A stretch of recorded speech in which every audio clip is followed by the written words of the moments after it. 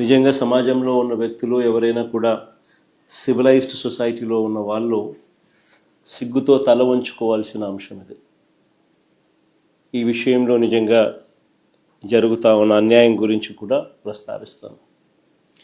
మొట్టమొదటిగా సర్వే గురించి, ఈ రీసర్వే టాపిక్ గురించి we will take it forward.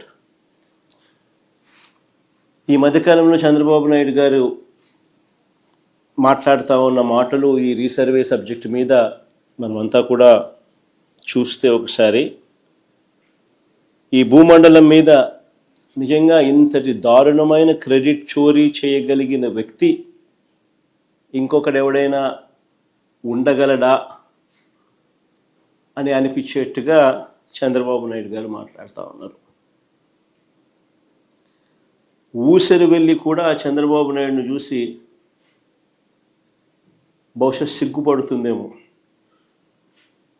అంతటి దారుణమైన మోసాలు, అంతటి దారుణమైన అబద్ధాలు.